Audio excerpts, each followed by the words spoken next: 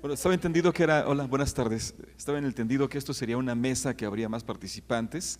La intención es hacerlo dinámico, porque sabemos que, bueno, era una especie de panel de platicar nuestros puntos de vista entre todos. Y bueno, también Dani tuvo la oportunidad de participar con nosotros en lo que fue la conformación del GIPS, de ponerlo en marcha, desde buscar un diseño, un logo, una frase. Claro, sí, más vale, ¿no? Entonces, bueno, les platico. ¿Cómo surge esto? Hace 2 años, más o menos, teníamos un recuento, según la cifra de la prensa, de 90 suicidios en 2013. Y esto nos preocupó un grupo de comunicadores, de colegas, de psicólogos. Decíamos, bueno, ¿qué hacemos? Y decidimos conformar un colectivo universitario, el colectivo Humanitas UAQ. Con el apoyo precisamente de esta casa, nuestra casa, la Autónoma de Querétaro, de esta facultad y la Facultad de Psicología. Entonces lanzamos una campaña que pretendía, apoyándonos en los ejes que plantea la Organización Mundial de la Salud, sensibilizar autoridades universitarias, sensibilizar a la ciudadanía y por supuesto a los medios de comunicación, sobre todo por el discurso que sigue siendo muy agresivo, muy válgase en ocasiones torpe, poco profesional, irresponsable de los medios, ¿no? Recordamos el caso de ese año, que fue cuando bautizaron a un suicida en Santa Rosa Jáuregui, en la comunidad de Montenegro. El periódico Noticias, periódico local, para aquellos que no sean de aquí, Noticias de Querétaro, dentro de su primera plana aparece suicida y le ponen un nombre, el mote del Chacal de Montenegro. En interiores, ya en la nota roja, vimos una serie, la plana completa eran como 16, 20 fotografías, una secuencia impresionante de este cuate que mata a su familia, a sus hijos y después se cuelga en las rejas de la entrada de su fraccionamiento. Entonces fue impresionante ver esa secuencia y el manejo que estaban nuevamente dándole los medios, ¿no? Entendemos precisamente lo que es que la información, más allá de poder, también es un negocio, y no en balde en muchos lugares se le conoce como la industria de la información y obedece precisamente a estos principios económicos, y obviamente el morbo vende, lamentablemente. Entonces, bueno, decidimos crear esta campaña, nos organizamos, un grupo de estudiantes de aquí de la Facultad de Ciencias Políticas y Sociales, un grupo de amigos de la Facultad de Psicología, y en 15 días tenemos ya una campaña hecha, una propuesta, creemos a profundidad. Lanzamos la propuesta un domingo nos organizamos, en lugar de convivir y de estar en reuniones familiares o alguien revisando exámenes o proyectos pendientes, nos reunimos, organizamos un plan de trabajo, mandamos un boletín inmediatamente. Y esto provocó que el secretario de Salud en ese entonces, Peregrino, al lunes siguiente fuera cuestionado por la prensa y le preguntaran, bueno, llevamos 90 suicidios en Querétaro, ¿qué están haciendo las autoridades? En la Autónoma de Querétaro lanzaron ya una campaña preventiva, Un Corazón por Querétaro. Y él dijo, bueno, en diciembre tendremos una campaña muy, muy agresiva. Ya pasaron 3 diciembres, no sabemos a cuál diciembre se refería el secretario de Salud. Pero bueno, lo interesante de esto es que, bueno, después terminamos donándoles la campaña. Aún así, esta campaña no tuvo eco. Antes de ello, voy a quitarme el saco, ya me dio calor. Antes de empezar con la campaña de Un Corazón por Querétaro, en octubre convocaron a una campaña, a crear una campaña de anticorrupción. Ahí participamos. Ahí fue el punto de partida del colectivo Humanitas. Ganamos el primer lugar con una campaña que se llamó Yo Quiero a Querétaro, una serie de 10 spots de audio en diferentes momentos. La fase preventiva, la fase de introducción, donde un niño escucha a adultos platicar de lo que es la mordida, pregunta en la casa, ¿no? Oye mamá, ¿qué es ponerse guapo? ¿Perdón? Pregunta la mamá. Es que ayer mi papá le decía, a un policía le decía a mi papá, póngase guapo y no hay problema. Entonces ahí va la campaña en ese primer momento. Después, como parte de la segunda fase, metimos un diccionario anticorrupción con palabras de uso común, como el caso de el periodismo, el chayote. No sé si todos sepan lo que es el chayote en el periodismo. Es una dádiva que se le da a los medios, a los reporteros, para que hablen a favor o se callen de un determinado tema. Hablamos también de un sinfín de frases cotidianas, de lo que es sensibilizando sobre lo que es la corrupción. Y finalmente, bueno, también damos los datos.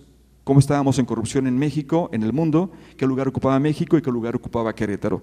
Entonces, de ahí ya veníamos encarrerados y planteamos entonces un domingo la campaña de Un Corazón por Querétaro.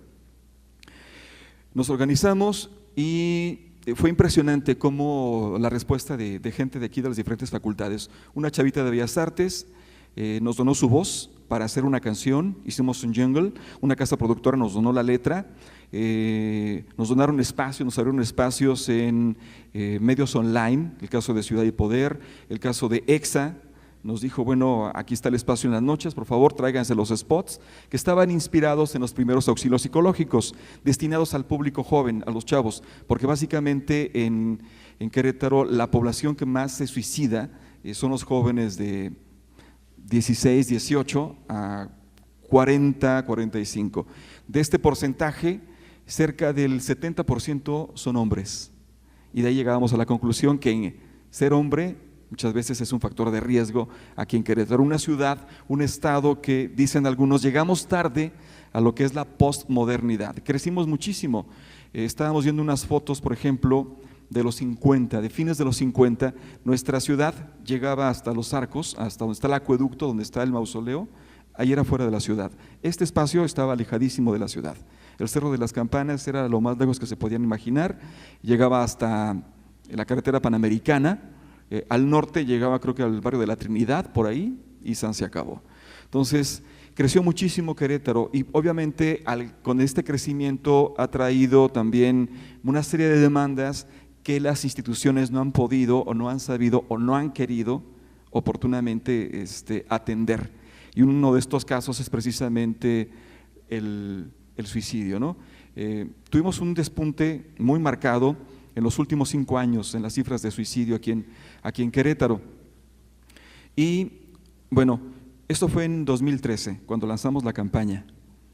Al año siguiente se redujo, pero en ese ínter, a los 2 meses solicitamos una plática con el secretario de Educación y el secretario de Salud.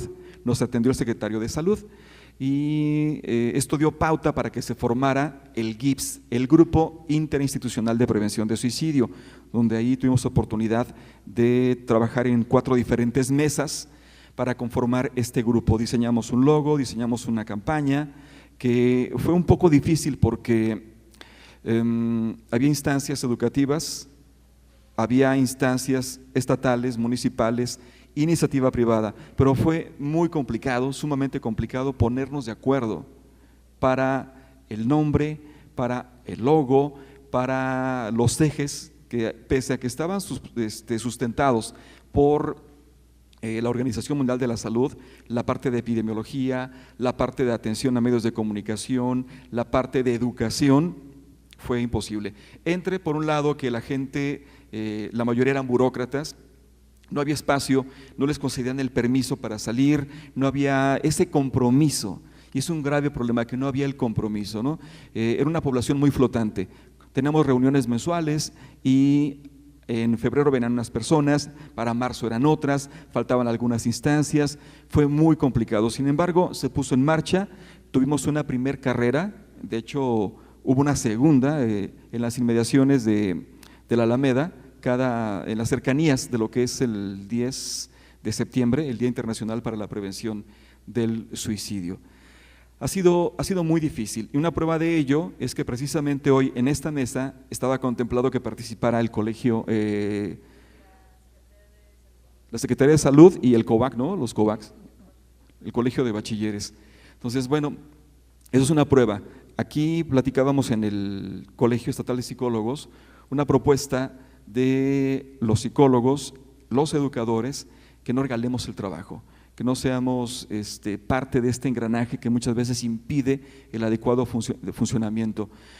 Uno de los problemas que detectamos precisamente en la conformación del grupo interinstitucional era que muchas personas decían, bueno, ¿por qué no lo hace la autoridad? ¿Por qué no designan un presupuesto? ¿Por qué no dejamos de ser un apéndice del Centro Estatal de Salud Mental que está coordinando esto en coordinación con otras instancias para que tenga un carácter, un perfil institucional propio? Ha sido difícil, se atravesó el cambio de gobierno y las propuestas ahí quedaron. Ha sido difícil, sin embargo, las cifras, no sé si es casualidad o no, pero este año esperamos cerrar con menos de 95 suicidios en Querétaro. 95, en 2013 cerramos en 116, 2014 cerramos en 106 más o menos, y ahora bueno, estamos cumpliendo ya los 3 años que vamos a la baja. Lo interesante de esto es que lo único que nos ofreció el gobierno fueron espacios para ponernos de acuerdo. Eso fue lo único. Les comentaba hace un momento que la campaña de Un Corazón por Querétaro la donamos. Esta campaña consistía en una serie de spots, en una serie de videos, animaciones que hicimos aquí. Retomamos algunos videos de la Organización Mundial de la Salud que adaptamos, hicimos el doblaje al español y utilizamos algunas guías también que nos donaron personas aquí, del caso de Juan Carlos García Ramos, que es uno de los suicidólogos más conocidos en Querétaro, aquí de la UAC, y estas guías tratamos de replicarlas en algunas instancias. Una de ellas fue la Universidad Tecnológica de Corregidora. Allí, empezando el verano de este año, pusimos en marcha una unidad de atención integral. Esta unidad de atención integral ofrecía servicios psicopedagógicos, ofrecía consulta, ofrecía servicios médicos, ofrecía orientación jurídica a los jóvenes de esta universidad, y la intención era replicarlo en todas las universidades tecnológicas del estado, que son 6, y de ahí pasarlos a un nivel nacional. Para crear esta unidad, el proyecto que hicimos no fue necesario invertir ningún peso. Se adecuaron instalaciones, infraestructura de la propia universidad, se tomó personal que ya teníamos y con eso trabajamos. Atendíamos a la población universitaria, entendiendo estudiantes, entendiendo a profesores y entendiendo administrativos, incluso también personal de limpieza. Se presentó, tuvo un buen impacto por parte del sector educativo, pero hasta ahí quedó únicamente, una palmadita en la espalda y ya. Y llega el cambio de gobierno, a los 4 o 5 meses, adiós. O sea, recientemente, estamos hablando de que tiene un mes justamente que esta unidad de atención integral, que era un espacio alternativo, interesante para atender y contener los chavos en una zona muy deprimida del estado de Querétaro, que es el municipio de Corregidora, donde los índices de alcoholismo son altos, donde las zonas suburbanas, la única actividad que tienen los chavos es jugar fútbol y después tomarse una cerveza. Y de ahí, bueno, obviamente una ingesta alcohólica desmesurada. Nos tocó atender el caso, acudíamos a un partido de fútbol en el CETIS, ahí en Constituyentes, frente a una plaza donde está un Cinemex, y no dejaron entrar al equipo de fútbol porque traían aliento alcohólico. Previo al partido ya traían sus chelas encima los chavos.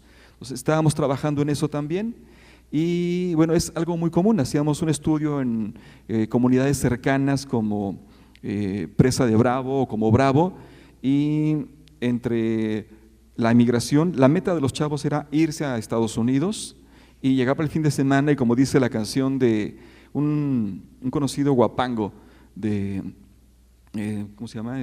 Guillermo Velázquez: espero cada 8 días, el sábado para chupar, domingo a caguamas frías y fútbol a todo dar. Esa era básicamente la mentalidad de los chavos. Fue difícil, estábamos logrando un avance interesante, sin embargo, bueno, llega el cambio de administración y ahí quedó. Eso por un lado. Ahora, en cuanto a las instituciones, seguimos buscando abrir espacios propios.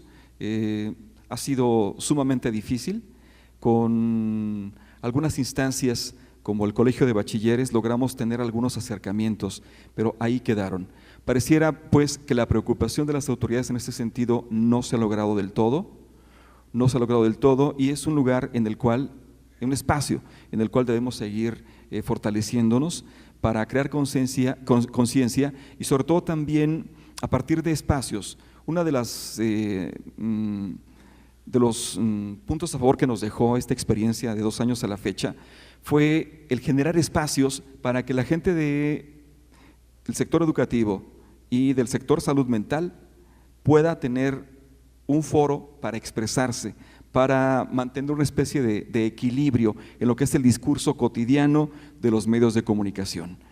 Buscábamos también, asimismo, acercarnos a los medios y otorgar una serie de estímulos para que primero se sensibilizaran ellos en un uso profesional, en un uso responsable del manejo de la información, porque como comentaba al principio, ellos ven únicamente la ganancia, ¿no? Ven el morbo vende y eso es lo que nos interesa, el tiraje. Buscamos acercarnos con algunos periódicos, con algunos medios de comunicación. Decían, bueno, sí podríamos en un dado momento, pero no es el momento. Ahorita sería cuestión de esperar. Es difícil abrir espacios, no es imposible, pero mientras sigamos buscando un micrófono, una señal online o un pequeño espacio en un noticiario, iremos avanzando. Nos está tocando abrir brecha en este sentido. Mañana tendremos una reunión precisamente en una universidad para, de cara al próximo año, al 2016, contemplar ya una propuesta de lo que sería una ley estatal de salud mental, en la cual se incorporen precisamente todas estas propuestas, desde abrir espacios, desde sensibilizar a autoridades, sensibilizar a medios, pero vía precisamente una instancia ejecutiva.